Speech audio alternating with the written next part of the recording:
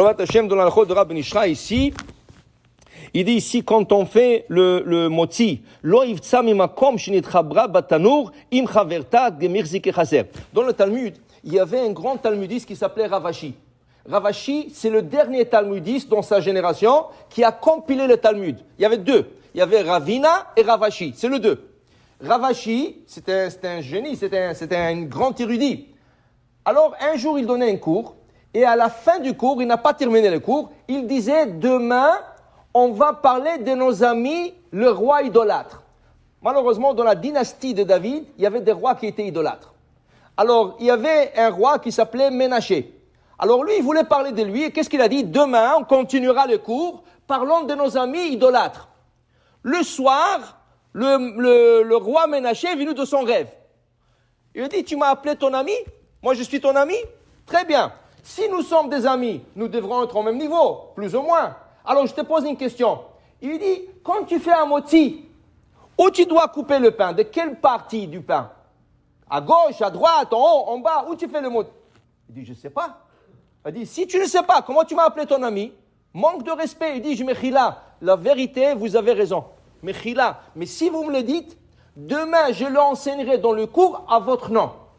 Il lui a dit, je t'enseigne, tu fais le motzi de la partie la plus brûlée ou la plus cuite du pain. Tu prends le pain, la miche, ou le roll, ou n'importe quoi, qu'est-ce que tu as dans la main, tu cherches où est la partie qui a été cuite le plus, et c'est là-bas que tu l'attrapes à droite, et tu fais le motzi, et tu coupes, et tu manges. Okay? Le Rabbi Nishrai, il explique pourquoi là-bas, parce que là où le feu a attrapé plus, et ça a brûlé plus, ça veut dire que l'élévation spirituelle était plus grande. Ça veut dire qu'il y avait comme des âmes dedans et ils sont montés plus vite au ciel. Alors, dit le Rab, ici, dans la prochaine halakha, il dit, mais attention, deux fois, surtout quand tu achètes des chalots le Shabbat, quand ils cuisent les chalots, ils mettent dans une tôle, je sais pas, 10 chalots, 12 chalots ensemble, pas important, ou des rolls. Qu'est-ce qui arrive? Avec la cuisson, la pâte gonfle, une chalak se colle dans l'autre, et quand toi tu viens l'acheter et tu sépares, il y a comme un creux blanc. Parce que la challah est cuite, elle est brune, et là où ça a été collé, c'est complètement blanc, et ça a l'air comme un creux, comme si quelqu'un enlevait un morceau. Dit le Rabbi Nishrai, lo yivtsa mimakom shenitchaber batanur. Il ne faut pas couper ce parti, parce que c'est un manque de respect à la bracha. C'est comme si tu as coupé une partie qui a déjà été coupée. Alors tu caches cette partie, et tu fais le moti de l'autre côté. Okay? Mais a priori, même quand tu achètes les chalotes, essaye de ne pas acheter ces chalots qui ont été collés ensemble. Le seul problème, c'est très difficile parce que là, il faut toucher avec les mains et les gens n'aiment pas. Il y a des gens qui te touchent tout le chalot avec les mains. Alors, tu t'es lavé les mains, et d'où tu viens, peut-être tu as trouvé quelque chose. Et surtout aujourd'hui que les gens sont fanatiques avec l'hygiène. Okay? Alors, tu ne commences pas à toucher avec les mains tout le chalot. Mais avec les yeux, tu regardes et quand tu as choisi la challah, tu la prends pour que tu puisses faire le motzi. Mais si ce n'est pas le cas, parce que toutes les chalotes sont collées dans le four, et quand tu coupes, ça va être un petit creux, ne fais pas le motzi sur ce côté. Tourne la challah et fais-la de l'autre côté qui est complet. C'est ça? Comment? Si on prend les petits challahs. Oui, c'est la même chose. Le petit challah aussi se colle. La même chose.